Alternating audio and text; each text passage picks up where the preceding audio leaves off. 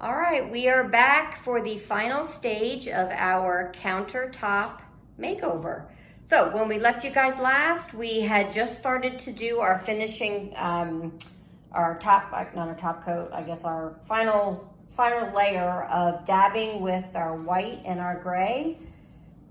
And this is how we are looking. We just did one coat of that. Remember, we did 2 base coats of just the wharf. So one coat on top with adding the white was plenty. And we got some nice variations, nothing too crazy. So we let this dry for probably 2 or 3 hours. And we gave it a light sanding with a 400 grit sandpaper. Now, we recommend you wait overnight before sealing. Okay, you should always wait overnight, generally in between, what do you want to say? Your final paint coat and your top coat. Yeah. So, you want to, people are probably want to see your face, so. Hello. They may regret that. Yeah, so between your primer, you should wait overnight before you paint, and then after you paint, you should wait overnight before you top coat. But we are going to try to get this done just because we have a crazy schedule this week, and this is our only chance to probably do it. So with that said, Bill is going to be doing this. And we need our counter back. We do. We need our counter back. It's just tough. I can't cook on this. We got this rolling cart, and then this is what's left to be done. So you can see what the countertop, just as a reminder, what it looked like before. And this is what it looks like now. So our kitchen is shaping up. All right, so. Okay, so what we did was we gave it a quick sanding with 400 sandpaper. We did the tack cloth again over top of it, so it's nice and clean, ready to go. We're going to be using a Varathane. Here. Yeah. We're going to be using a matte finish. Initially, it's going to go on a little shiny, but once it dries, it'll do a nice matte finish. It'll give us that look that we're going for with kind of a, the dull concrete effect. So the way we're going to tackle this is we're going to use a roller. We're going to roll on the material. We poured some in a yogurt container. You don't have to use a yogurt container. We stirred it very well. You don't want to shake your urethane. You're going to get bubbles in it if you do that. So you want to stir it up very good. Once you do that, and I'm going to see which roller works better. We have a nap roller, and we have a foam roller. I'm not sure how it's going to work out, either one. So I'll try one. If I like the way it looks, I'll continue with it. If not, I'll switch over to the other, see which one's better. And on the other part of the counter, we used the foam brush. So we used this brush. This is from Dixie Belle, so it's a high density foam brush. It's very high quality, and it worked fantastic. This is such a big area that we want to try something that's gonna let us do it a little bit quicker. So we'll see. We're gonna learn together. So anytime I put on polyurethane, I usually spray everything, but we can't spray inside here. So we're gonna do a very thin coat for our first coat. And this foam roller is sliding a bit. That happened when we were doing the slick stick too. Yeah. And I'm not sure if I like the way that's coming out. Yeah, do you guys see the texture on there? This is a really good self-leveling poly, but I don't know that we want to have that much texture. So I'm going to switch over to the nap roller, see how that looks. Yeah, I'm not liking that either. It'll be better though. And now that I have some on my roller, I'm going to do the sides over here.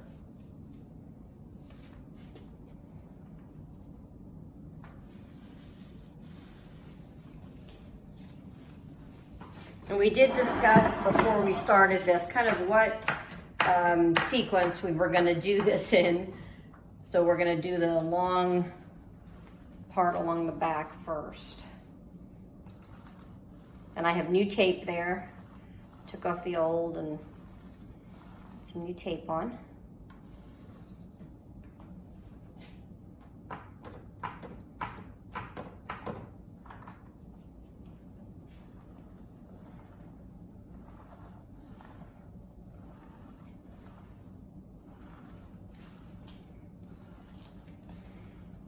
And we're gonna do a minimum of 3 coats on here. And probably a lot more. Yeah, probably, I mean, 5 would probably be our comfort zone, but we gotta get at least 1 or 2 on tonight. Just to have some protection.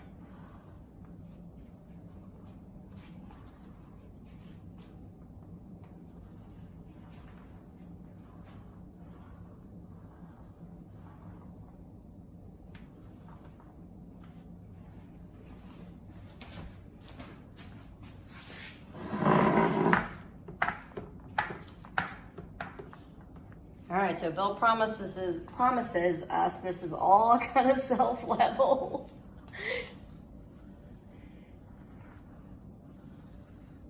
Well, I know it self-levels when I roll it on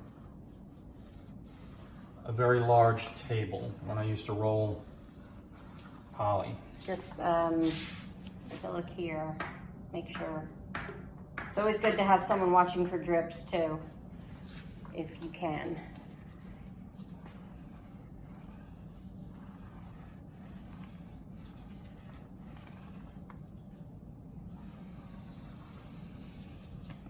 We're gonna try to, as much as we can, not have any stop points along these long surfaces.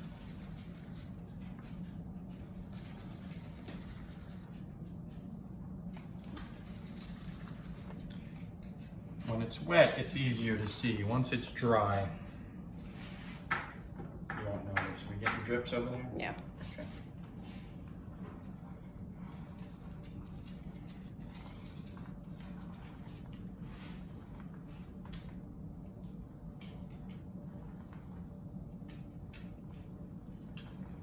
Sealing is my least favorite part. It's probably most people's least favorite part. So I begged. It's one of my favorites because that means the job It's is done. almost But I begged and pleaded with Bill to do this part.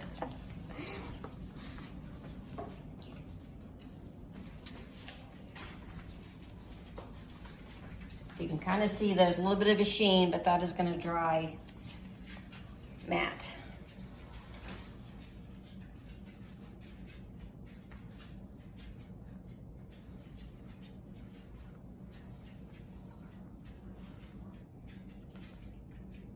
And we're getting photo bombed in the back there by our beautiful Anatolian Shepherd Lab mix back there. And of course, here's our other crazy boy, Memphis. This episode of Soulmates and Sawdust brought to you by dogs. We have 3 of them. Why we have 3 dogs? I'm still not sure. So we haven't posted a video in quite a while, so if you like this video and you would like to see more home makeover ideas, techniques, let us know. And we would love for you to subscribe to our channel. And of course, give us some comments, give us some questions. Let us know if you decide to do this yourself, how it turned out.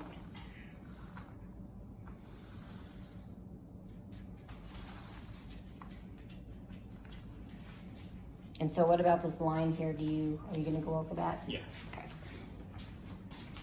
Okay. He also has longer arms, so it's a little easier for him to get from one end to the other.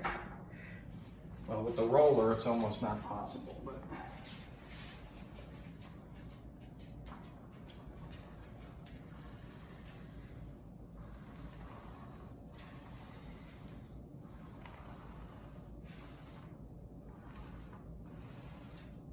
And I know we cut out during some of the other steps in this, but sealing is just a little more challenging, and certain things you want to really pay attention to. So we'll keep you guys on while we do this.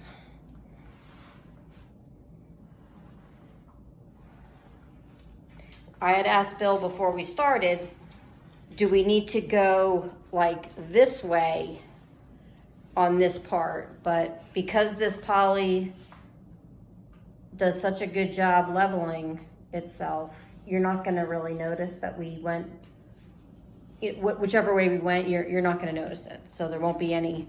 Yeah, I was any thinking strokes. it might have been easier to go this way. Yeah. But Shorter. I can reach the entire length. I Yeah. wasn't sure if I was going to be able to. Yeah. Oh, there's our other boy. Which one? Our good boy, Charlie. Oh, he's the best. Yes.